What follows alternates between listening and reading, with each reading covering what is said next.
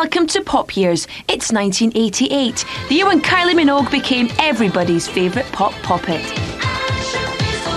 It made me reach out to the radio and go clunk and never turn it on again for another 10 years. The year when Bros were very, very famous indeed. I was into Bros. Don't tell anyone, all right? The year when Inxs thundered from down under. I thought he was probably one of the last ever rock stars, wasn't he? Silly Milli Vanilli. 1988, the year Milli Vanilli cheated their way to a Grammy. Tiffany got me going. And the year when a schoolgirl called Tiffany swapped the shopping malls of America for the UK charts. But most of all, 1988 was the year of the second summer of love. A summer of warehouse raves, of acid house, of getting on one and getting salted. A summer when sweaty, white-gloved men danced in smiley T-shirts. And when all trading wasn't strictly legal.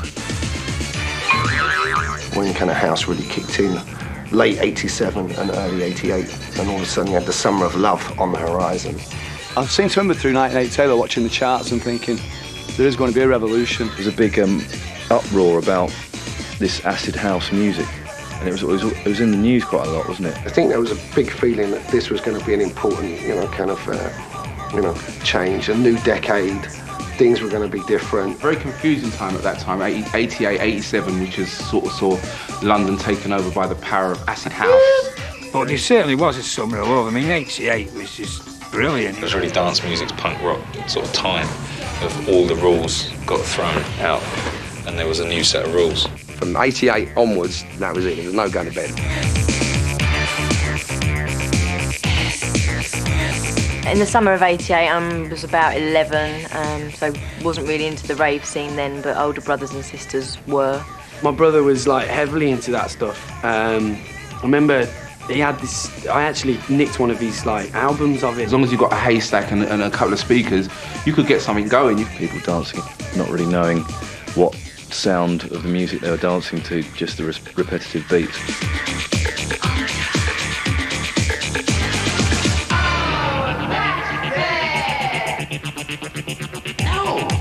Ooh, ooh, ooh, cha. And I think there was a kind of like fashion move in London almost. People wanted to do something a little cooler all of a sudden. It was an inclusive culture. It was about all these kids coming from all the home counties and they could wear whatever they liked and everybody got in. Drugs were certainly a part of the summer of love, sometimes the major part. You turn on, you tune in, you drop out. Acid has that effect. Bassline be pumping, bodies rocking. People in the crowd, you hear them shout. One night I actually went to one of these dudes. I went into this place and seen all these mad strobe lights and that going on and these people in luminous clothes doing that. I'm like, what's going on here? Acid! Oh, acid. Is it a drug? What is it? I was just dopey. I wasn't sure whether if you bought it you'd have to ask for acid, or whether you just asked for acid, or there was a way of pronouncing it. People that were too shy to dance were dancing. It pushed drugs onto younger people because that was the thing to do. People were no longer spending money on records or clothes or anything like that. They were just spending it on the drugs every Saturday. S-Express were the brainchild of DJ Mark Moore. Their theme from S-Express went straight to #1 in the summer of love.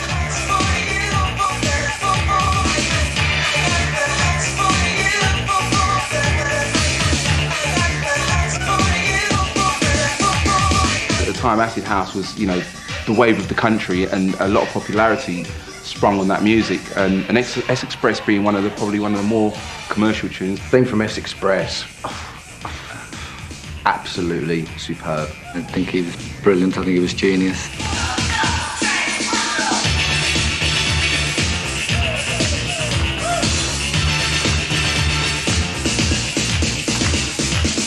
Some good things did come out of that. It opened new doors. There was no trouble. There was, racism was probably down in certain areas where they were used to. There was football hooligan was down. All the elements that were bad were being pushed to the side. So everyone's going to go with what's going good. 1988 as a year was a milestone.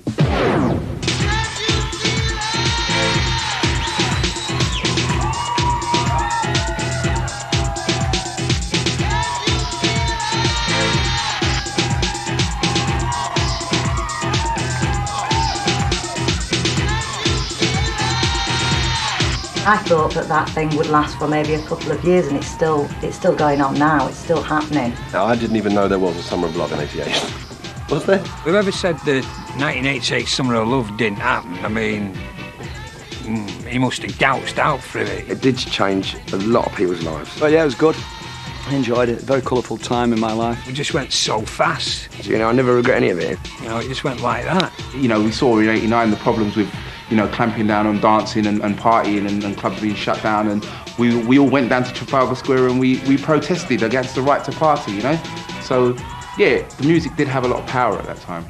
The summer of 1988 changed British dance music forever. Nobody raves in fields these days, and acid house is long gone, and getting on one once more refers to buses. S-Express's Mark Moore remains on the DJ circuit, but his and D-Mob's influence are all around us. Wherever there's music, people will dance, and still not all trading is strictly legal.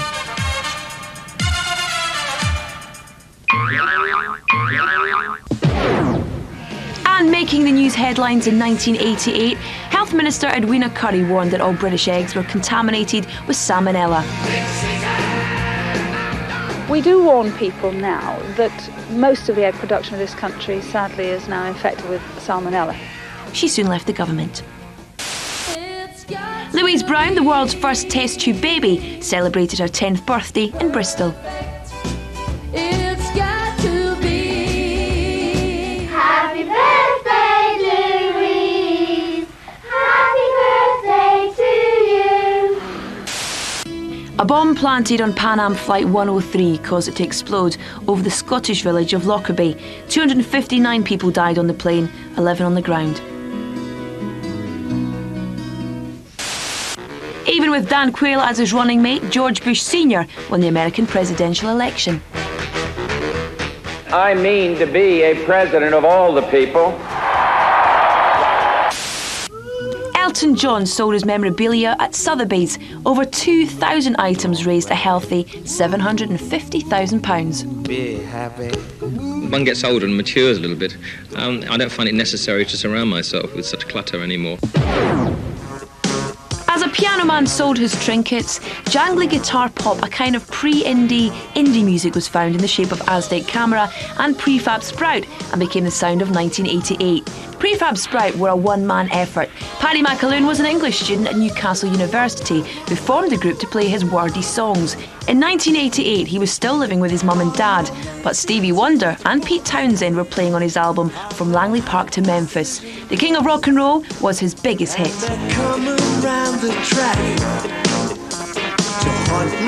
I thought it was fantastic, the Prefab Sprout were having hit records, big hit records as well. And they had Cars and Girls, and then King of Rock and Roll, big colourful videos, completely all out. I'm the king of rock and roll. Completely.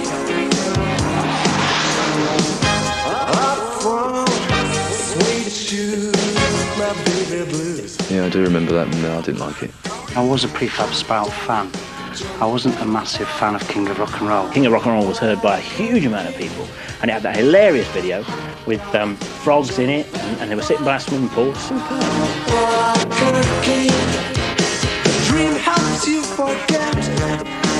You ain't never danced a step. Really sort of bizarre lyrics, but I thought it's a brilliant song. It still gets hammered now either. Moppy haircuts, wasn't it? It's sort of. Oh right, it's, yeah. It's all my teenage years, and I thought it was her. Turns out they're blokes. Prefab Sprout have disappeared from pop's horizon. Paddy McAloon has recently worked with Jimmy Nail, but a Prefab Sprout album, The Gunman and Other Stories, was released in 2001.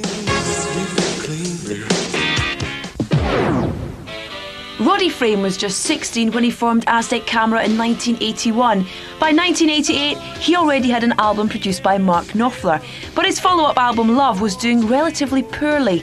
Then Somewhere in My Heart reached number 3, and Frame had turned critical kudos into commercial success. Somewhere in my heart. I remember the name Aztec Camera because it was quite a cool name. I think I was a bit too young, to be honest. You know, I probably didn't have pubic hair then, so... Aztec Camera were slightly cooler than Prefab Sprout, even when they had big hits, and they were playing these driving guitar anthems. But somewhere in my heart there is a star that shines for you.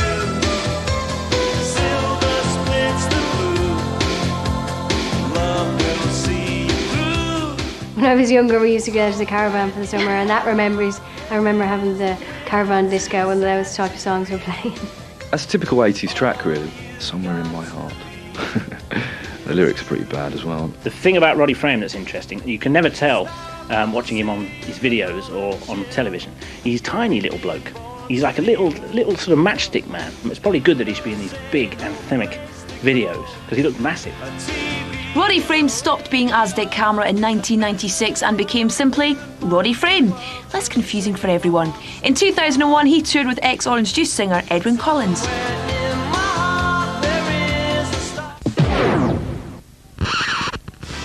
Still to come on Pop Year 1988, Tiffany, Debbie and Vanessa, the pre-Britney babes. Inxs become Australia's most popular export. Milli Vanilli, imposters in pop. And Bros, they couldn't wait to be famous.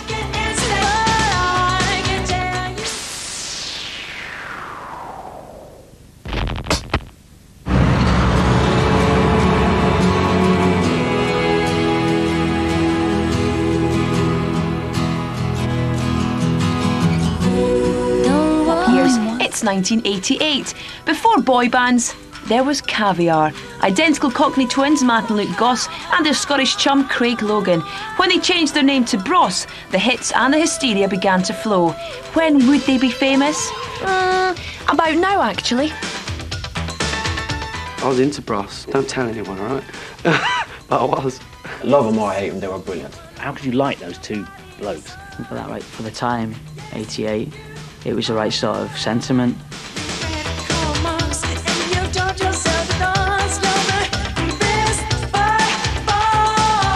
These blonde, pretty boys look like a cross between Dolph Lundgren and Siamese albino hamsters. Not my mindset of myth that you know, they liked Bros or they liked Take That or they liked Boys On, because it's apparently a girl's thing. I wanted to be Bros at the time. I was like, yeah, they're so cool. I remember me and my friend at school used to, in the mornings, we'd get the blow dryer out and we'd be trying to do our hair just like them. That's probably the start of this manufactured boy band type of thing. Yeah, but it was probably a formula for Boys On. What was the record they did about a hairdryer? It wasn't about a hairdryer. When will I be famous? But it said something about a hairdryer. When will I be famous? I used to sing that song with all true meaning.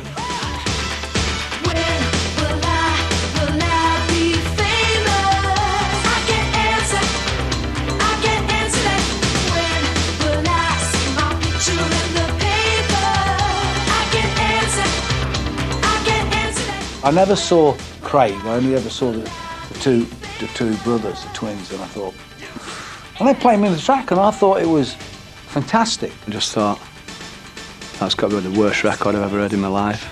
Youngsters could relate to that as well, because they looked towards like that's what they wanted to do. Not all Brosettes wanted to marry them. I'm a very old lady. I was actually a Brosette. The only dreadful thing about that sort of era was just everybody dyed their hair blonde and went out and bought a stonewashed jean jacket. Everybody knew them for their bottle tops on their shoes. There I was with my red jacket, blue jeans, rips, with the grog. I've got a photograph of me actually at school, in at school parties and that. Like me and my mates, we all do look like we're in Bros. We're teenagers ourselves, and all our friends are teenagers, so like, you know, that keeps us at level as well, you know? Well, most of everybody was like 5 hours. Except when they asked me at 9 o'clock in the morning. That's the end of the tour. Then the boys go away for 2 months and we can sleep. Very un-British type of thing, you know, it's a real they had a real American edge and American attitude towards, we want to be famous, we're going to do whatever it takes to get famous. I thought they had some great music though. I liked When Will I Be Famous and The Cat Amongst the Pigeons. There's a cat amongst the pigeons.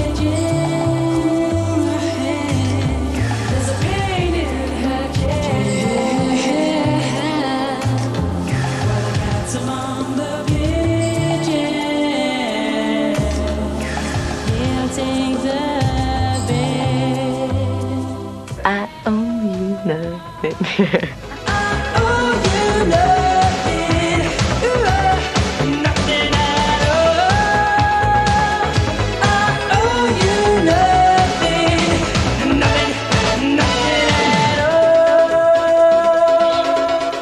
But it was where the tumour got bigger, wasn't it? The tumour of rot in pop music. Awful. Morally wrong, morally bankrupt. They wanted to be a real band. And so it sort of went, and then it all went over here, you know, and they started living the life of, you know, rock stars when they should have been living the life of pop stars. All just went pear-shaped. I think maybe they got too much into that. You know, we are this massive phenomenon. And had they done certain slightly different things, I think they would have took it one stage further. It's horrible to hear someone going through that, because we know how much hard work they did and what it's like at the time, and to walk away with nothing and everyone else got what you made. It's really sad. I mean, it's a very sad state of affairs what happened to Bros, really. I mean, they've sort of, you know, picked up, exploited and then spat out. But poor old Craig, who did all the work and wrote all the songs, he got to stand at the back all the time. The sad thing is, where are they now? Good to see Luke is becoming a Hollywood film star now. He's doing very, very well. And I think Matt is making an album. I didn't need Bros, you know what I mean? I needed it about as much as I needed a dog turd at the time. Craig Logan was the first Bros member to leave, netting a huge payoff and becoming a successful record company executive. The Gossies became involved in a bitter lawsuit with their manager. Soon they'd lost everything, and the pair called it quits. After his group Band of Thieves split, drummer Luke Goss turned to acting and now lives in Los Angeles. Meanwhile, singer Matt Goss resides in New York. His song Lucky Day featured in the Stuart Little film. Australia's Inxs had spent almost a decade dragging themselves from the bars of Sydney to the brink of international stardom. Aided by the charisma and good looks of singer Michael Hutchence, in 1988, and with the song Need You Tonight, they secured a video-propelled #1 American single and a #2 in Britain.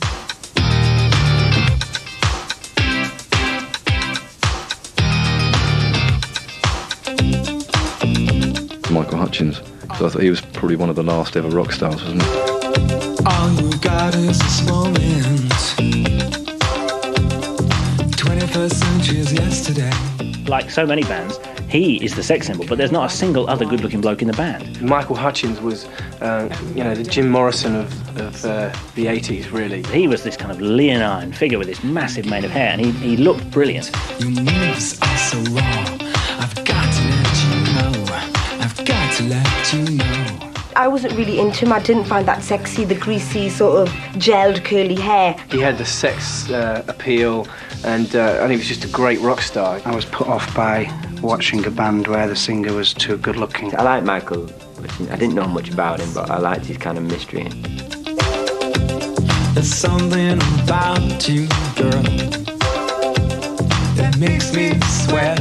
He had a really cool voice. He had a very interesting voice. I wouldn't actually sat and watch the video for any reason because I wasn't into it. I think in them days I was definitely into my pop. They were a pub rock band. You know, they were a little bit out of time. It was sort of slightly electro, but with the rock sort of aspect of it. So slide over here and give me a moment. Your moves are so raw.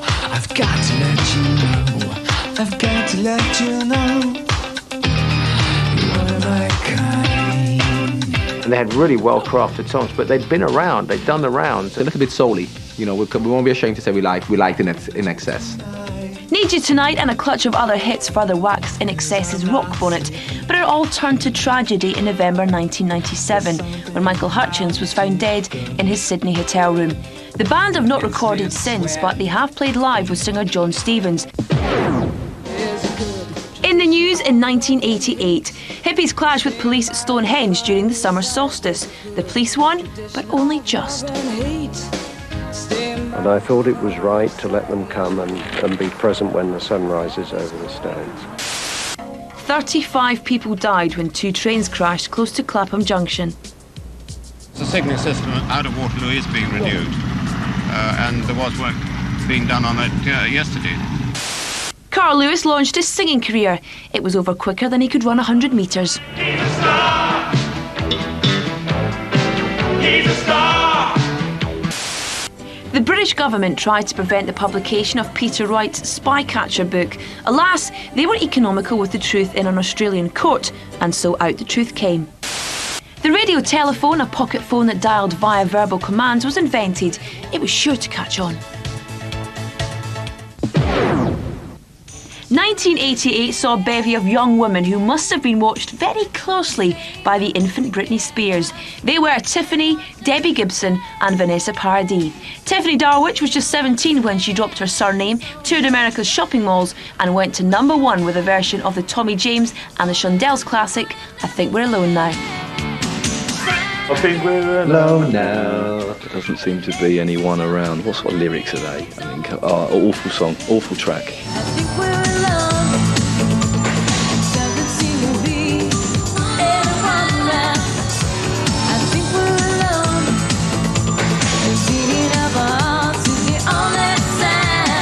Oh, get off. No, I don't want to talk about her. We didn't like Tiffany. She was sort of one of the first pop stars that I sort of liked. She was famous for going around like shopping malls in America. We also done that when we went to America. We done like 3 or 4 weeks of shopping miles.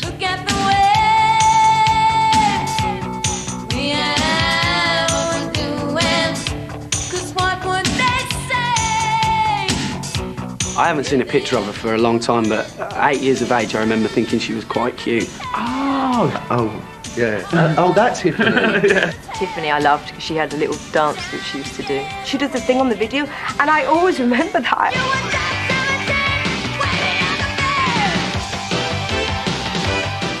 Tiffany got me going. Debbie Gibson and Tiffany were sort of like your Britney Spears, Christina Aguilera's, weren't they? Classic pop song. Great.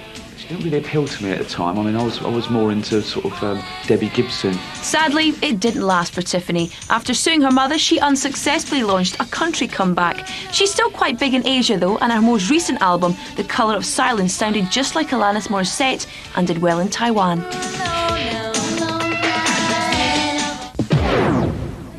18-year-old Debbie Gibson was a child prodigy from Long Island who played piano and became the first woman to write, sing and produce an American #1 single. Well done, Debbie. She was gorgeous. Probably still is. She was quite tasty, wasn't she? Debbie Gibson, Shake Your Love, I've never heard about it.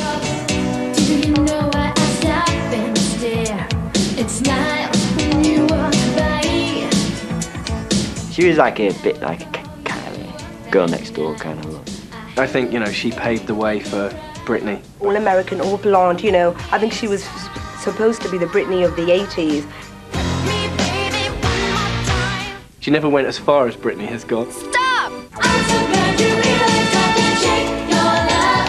I just can't shake it up. Shake your love. I just can't shake your love. Debbie Gibson didn't last very long either, although then she appeared in Grease, didn't she, in London's busy West End. After Grease, she appeared on Broadway and is currently developing her own musical called Skirts. In 2001, she released an album charmingly entitled Mind Your Own Business on her own label, which includes a cover of Dawn's classic Knock 3 Times. Doe-eyed Vanessa Paradis was just 15 when Joe the Taxi, produced by her uncle Didier, was a hit outside her native France. She was already a 2-year chart veteran at home, having been discovered on a television talent show and given the chance to record.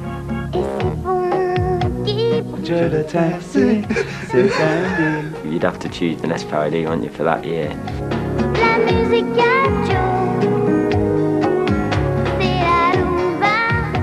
Oh, we can talk about Vanessa Paradis all day long. What's that gap in her teeth?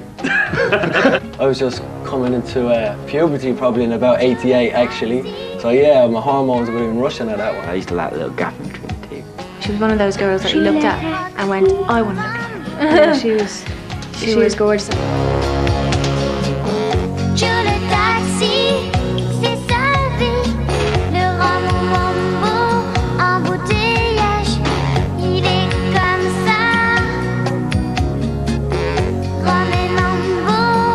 I was so jealous because she was like 16 and she had this #1 hit all over Europe, and I hated it even more because she was so skinny. Kind of a bit naff for me, that one, really. Never really did it for me. I think that was more for the boys. Everyone thought she was hot, but no one was allowed to say. I think she was about 12 or 13 at the time. Because she was about, 11 or something. And she was basically saying, come on, Mr. Taxi Driver.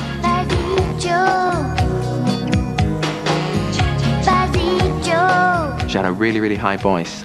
And it's one of them really where I didn't really understand it. Vanessa Paradis was the first sort of French artist to really corner the UK and American market with a song that was performed in French.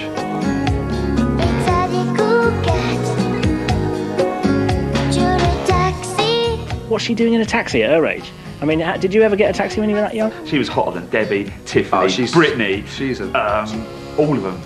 Vanessa Paradis has turned out to be the most glamorous and most successful of them all. She's since had 5 albums, including one produced by her then beau Lenny Kravitz. She's a hugely successful model both on the catwalk and for Chanel, and has appeared in several successful French films. She lives in New York and Paris with Lily Rose, her daughter, by Johnny Depp.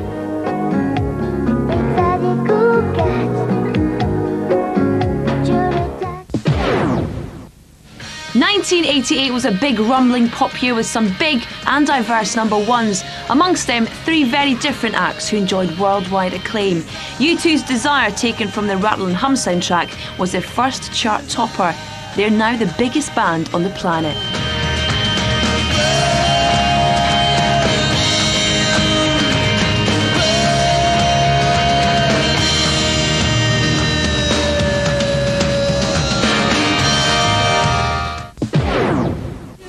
Pure pop number 1 in 1988 came from Belinda Carlisle, one singer with American punkettes The Go-Go's. She gave up the drink and drugs, lost some weight, and then launched her solo career with Heaven is a Place on Earth, and got Diane Keaton to direct the video. The Go-Go's have reformed, but at home, she's more famous for marrying James Mason's wealthy political lobbyist son, Morgan.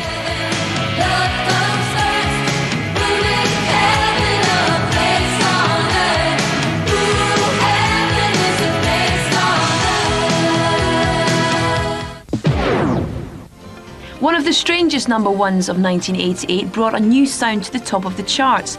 Enya was once a member of Clannad, the Irish group peopled entirely by the Brennan family. She fled to make solo music with her manager and his wife. After recording the soundtrack to television programme The Celts, her first single, named after the studio where it was recorded, rather than The River or A Womble, went to number 1. She's since gone on to sell over 40 million records. From Fiji to Tari, in the eyes of ever, from Peru to Cebu, feeling horrible. In pop year 1988, Milli Vanilli. Turkish for good energy seemed to have it all. Tanned Rob Pilatus and hunky Fabrice Morvan, a New York-born German and a Frenchman, had been plucked from obscurity by Frank Farian, Boney M's former ringmaster, to make worldwide hits such as Girl, You Know It's True. What could possibly go wrong? They didn't actually sing on their own records. Silly Milli Vanilli. Ja, German Munich Disco Umpapa. Ja, Milli Vanilli, you know.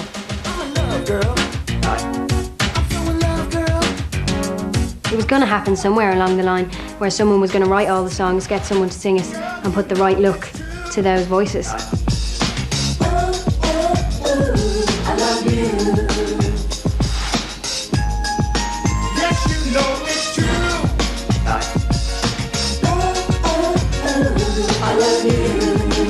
I thought they were the Black Bros. The image that was created, it was fantastic, and that's what people were buying the records for. Could never make my mind up to want the darker one or the lighter one, and I just thought they were fantastic, and the little tight cycling shorts thing and the little blazer jackets and doing all the stands. Made up many a dance routine to that one with friends at school and stuff. I've done a track with Keith Duffy from Boyzone. The track was just pure fun. It meant nothing to us guys, it meant nothing to anyone really. Look into their eyes and say, I'm in love, girl. I'm so in love, girl. I don't think so. I'm just in love, girl. Hey, it's true. Girl, you know it's true. They didn't sing it, and I couldn't believe it. My heart was broken. Devastated when it all came to light that they were con artists. Then, a bizarre moment in pop history. Desperate to prove they could sing live, Rob and Fabrice went for it at a press conference arranged for them to return the Best New Artist Grammy they'd won.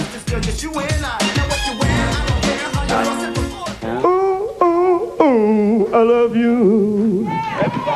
I'm in love with you, girl, because you're on my mind. You're the one I think about most every time, when you crack a smile and everything you do.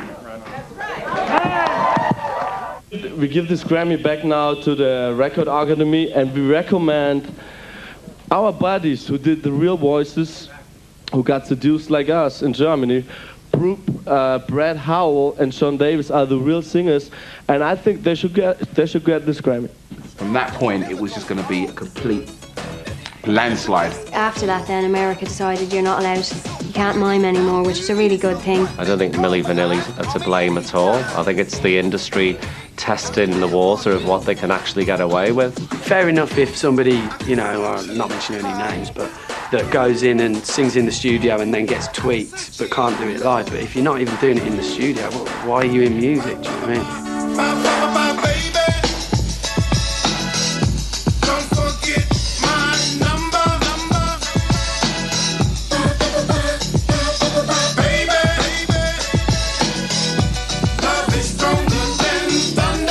Milli Vanilli, they're in the same part of rock history, I think, as David Hasselhoff. I thought the song was good, and whoever did it did a good job with it anyway.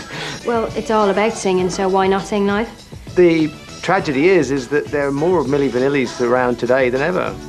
In fact, the real Milli Vanilli tragedy was that Rob Pilatus fatally overdosed in a Frankfurt hotel in 1998. After spells teaching French and some radio work, Fabrice Morvan spent last summer touring the American Midwest in a travelling karaoke booth.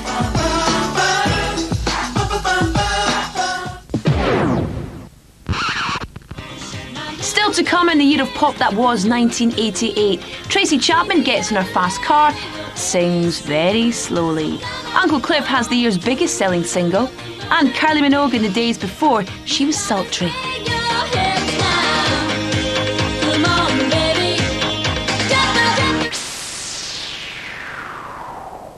Hello and welcome back to Pop Years. In 1988, Kylie Minogue was already famous for playing Charlene in Neighbours and for her version of Little Eva's The Locomotion, Australia's biggest selling single of the 80s. In 1987, she met Pete Waterman and recorded I Should Be So Lucky with PWL. A star was born. 88, the Kylie year. She's my first ever pop star crush. It moved me, it changed my life. It made me reach out to the radio and go clunk and never turn it on again for another 10 years.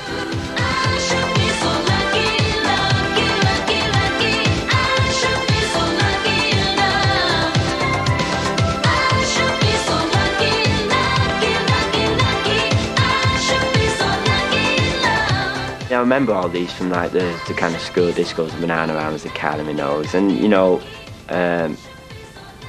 used to have used to fancy Kylie, we'd watching, she's lovely. Pete Waterman thought we're going to make serious amount of dough out of this lovely chick from Australia. The Kylie story is fantastic, it's fantasy. We didn't even give it a thought for a minute. One of those songs that was written in less than an hour, hour and a half, because she was actually sitting in the studio waiting to go back to Australia. We never listened to it. So this tape sat there in the studio for 2 months until the record company in Australia sort of started to give me real jip about hearing this record that we'd made. We'd offered every record company this, and nobody had wanted this record. So, you know, I was forced into putting this record out myself.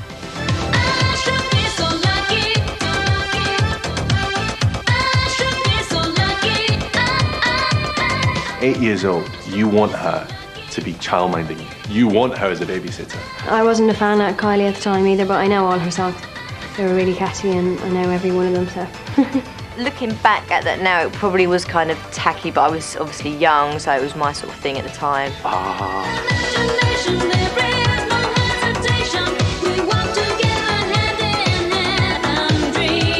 It's just the perm.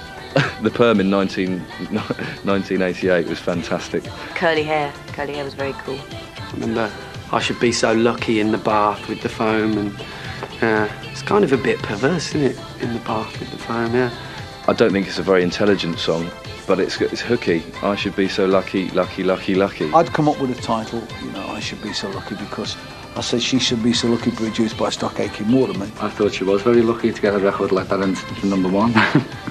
But I thought it was awful. Terrible, terrible song, but she's gorgeous. I think it was a typically girly video that every girl would be like, oh yay! I never liked any of those PWL records. They were just pumping hit after hit after hit. Everybody's doing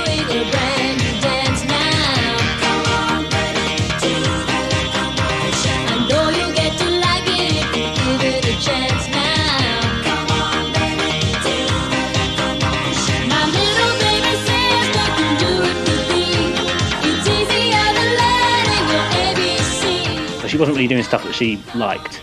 It wasn't really her music that she was making. I mean, the Locomotion literally wasn't her song. I thought she lost it there with Locomotion. It's probably one of the 10 best pop songs ever.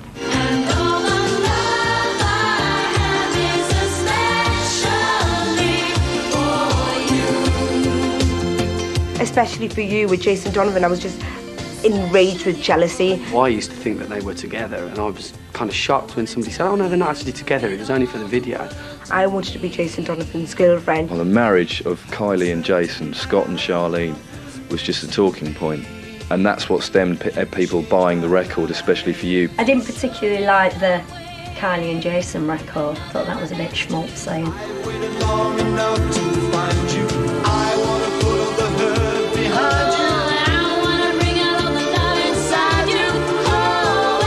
Her duet with Jason Donovan was just like, unbelievable, fantastic. Yeah, I know. I think she's come along over the years just amazingly, and now I'm a really big fan.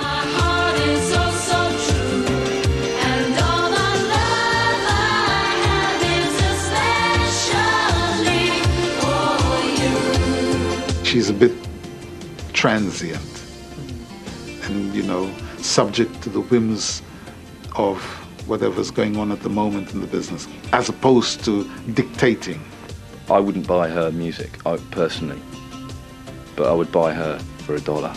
It would take more than $1 for Kylie Minogue has had #1 singles in 3 consecutive decades. Just to prove she's no lightweight, she dated Michael Hutchence and duetted with Nick Cave. Right now, she's bigger than ever and is the undisputed queen of pop. In the news headlines in 1988. Good news for drunks, the licensing laws were repealed and pubs could stay open nearly all day. Oh yeah, it should be open 24 hours a day, shouldn't it? 2 New York cops bared all. They were suspended from duty. British police prefer their truncheons. Oh dear. Eddie the Eagle Edwards makes a single. It wasn't a hit.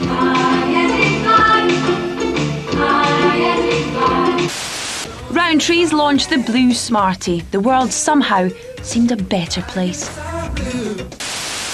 Madonna makes her stage debut on Broadway, taking the lead in David Mamet's Speed the Plough. Wisely, she didn't give up the day job. It felt like really good sex. So Madonna's on Broadway, but 1988 also saw a pair of contrasting women. Tracy Chapman and Yaz have distinctly similar levels of success. Shy Tracy Chapman was a coffee house singer from Ohio. Her quiet music made a huge noise at the Nelson Mandela 70th birthday tribute at Wembley Stadium in June 1988. Within a month, this previously unknown singer had a #1 album. Myself, I got nothing to prove. Brilliant music, and brilliant voice. What a voice she had. Her voice is really strange. It's quite male. Tracy Chapman, Fast Car, I do not remember. And in fact, the only time I ever heard of Tracy Chapman is when we actually covered, Boyzone covered one of her tracks.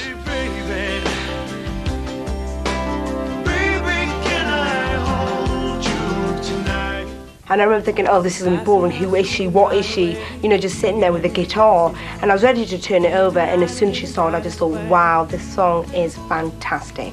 Fast Car was one of my first records. That's what inspired me to pick up a guitar. So I remember when we were driving in your car. Speed so fast, it felt like I was drunk. City lights day out before us, and your arm felt like wrapped around my shoulder. And I had a feeling that I belonged. I had a feeling I could be someone. Because it was so brilliant was probably the subject matter that she was talking about apartheid. I think it did her a lot of good and a lot of harm, because she became about that. It was my To Cry To song. I shed many a tear over that song. One of the best artists of all time, I think. Good luck indeed to Tracy Chapman. I think she's brilliant. Although she keeps a low British profile, she's America's leading folk singer. Her albums do enormous business, and in 2001 she released her greatest hits. Yasmin Evans became Yaz, and in 1988 the former model and George Michael's ex-stylist scored several hits. Firstly singing Cold Cut's Doctor in the House, and then spending 5 weeks at #1 with the uplifting The Only Way's Up. fantastic. Was probably the first 12-inch I ever bought. That was the song I used to put on the jukebox when I was playing snooker all the time in this sort of teenage club.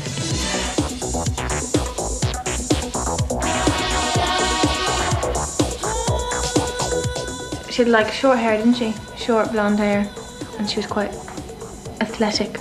Didn't even fancy her. Short hair, blonde. Girls tell me you should have long hair.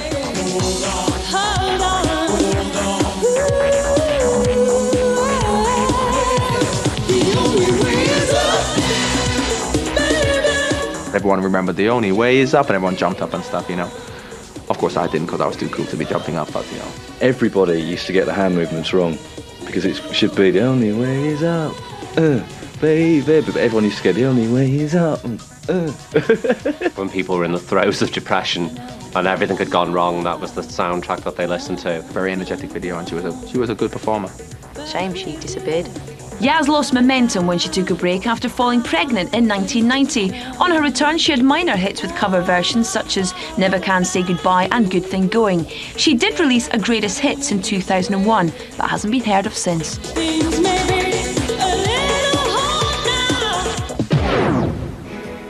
The biggest selling record of 1988 was by the oldest of troopers, Cliff Richard. Mistletoe and Wine was his first solo chart topper in 9 years. It stayed at #1 for a whole month over the Christmas period.